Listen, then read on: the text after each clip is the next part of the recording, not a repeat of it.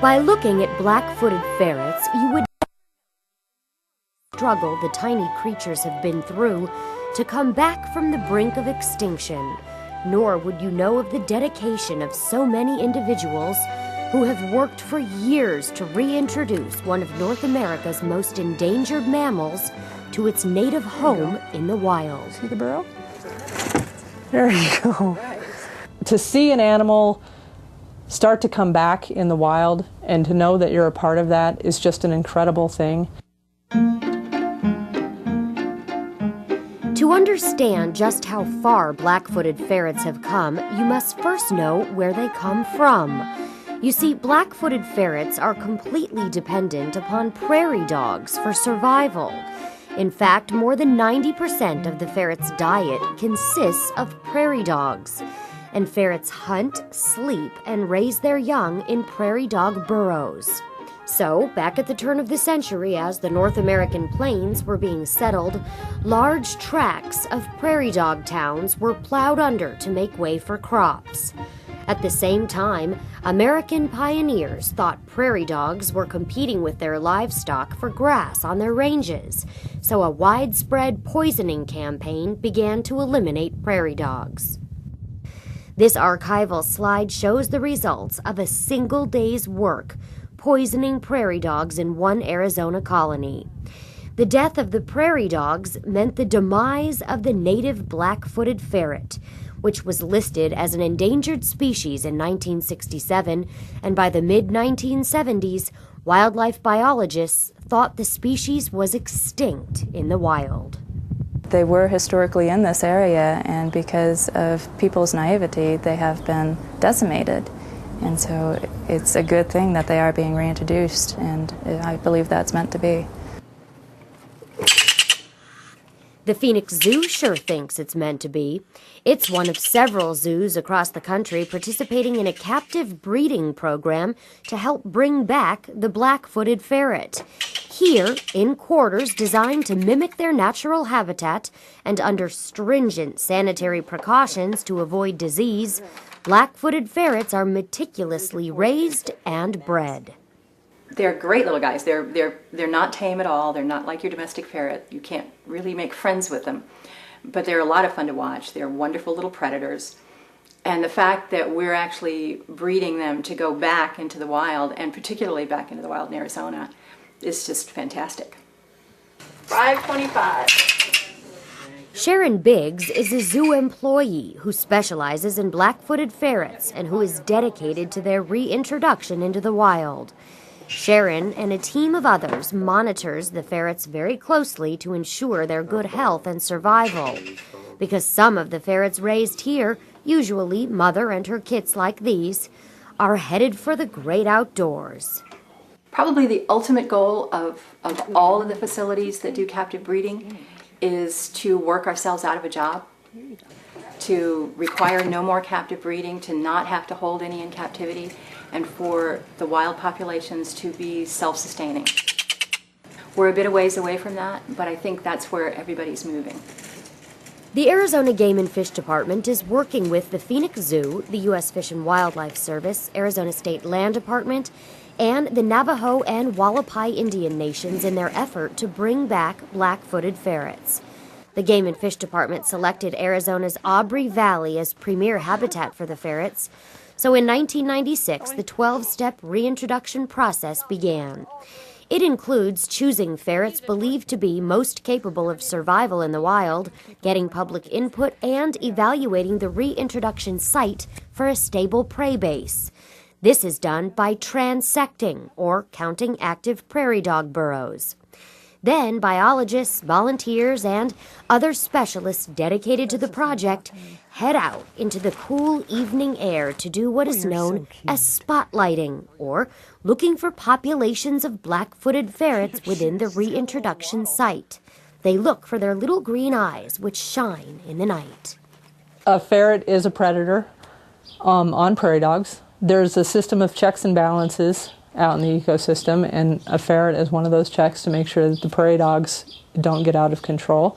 And they are also food for other animals in the ecosystem, such as hawks and eagles and coyotes. So they're a link. Since the ferret's initial reintroduction into Aubrey Valley in 1996, Arizona has been a leader in testing innovative reintroduction techniques. I'm going to be free tonight. Arizona was the first to use these outdoor preconditioning pens to acclimate the ferrets to the wild before their release. Ferret specialists believe the pens have so greatly increased the animal's survival, so much so that other release sites throughout the country have adopted the practice. 2001 marked a huge success in the project when Arizona Game and Fish Department workers found their first set of wild-born kits. Beautiful. Close. No reading. Check the pit tagger, the pit tag reader. We probably have a baby. He's a juvenile. He's wild-born. Good work, guys. It was incredible. I didn't expect it. It was just after I had started on the project. And it was the first time that we found wild-born kits about 5 years after the project started. And it was amazing.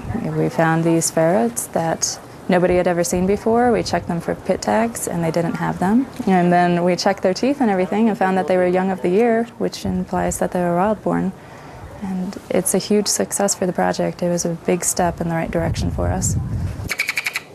And for the ferrets themselves. More wild-born kits were found in 2002, including second-generation wild-borns, and yet more the following year.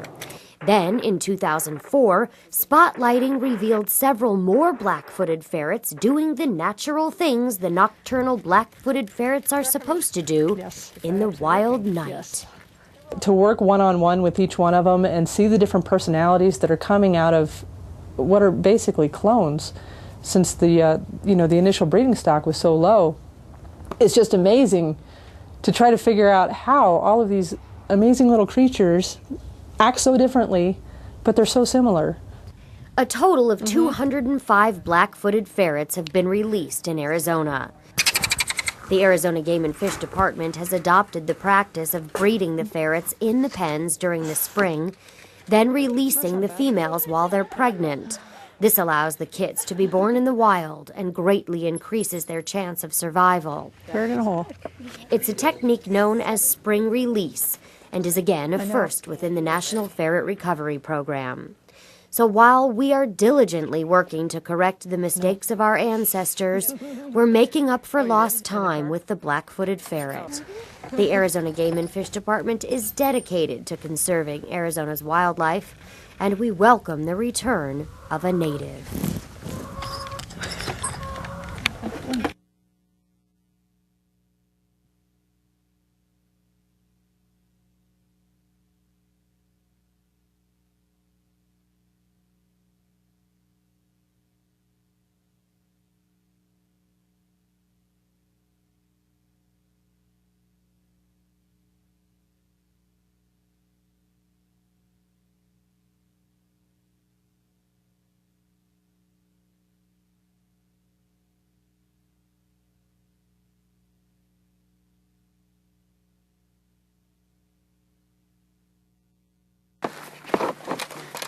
All right.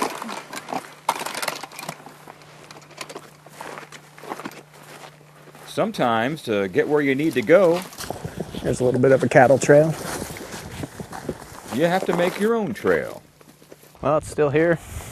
Arizona Game and Fish Department wildlife biologists Clay Nelson and Darren Bolin are pleased to see that this cattle watering hole, or tank, still has water, because that means it may also hold what they are looking for, the endangered tiger salamander. Seems like it would actually be an ideal tank for salamanders. They like a muddy substrate. They also need a lot of branches, twigs, old logs, everything that gets hung up on our seine. That's usually what they need to lay their eggs on. To collect the salamanders, they drag a net, called a bag seine, across the tank. Yeah, we've got one right here. That's fantastic then. It seemed like an ideal place. This is a branchiated adult. You can see the gills on the side of its head here. It's pretty much built for the water still. It's got a long fin. And this is a female. This is about as large as a branchiated adult will get. The salamander is measured and checked for any signs of disease. Total length is 270. Snout vent is 142. It looks like it's been bit on the tail a few times. Then released unharmed back into its murky home. Well, that's good news. Yeah, very much so, particularly because we didn't find any salamanders here just about a month ago, and we actually dragged this seine across the tank 3 times.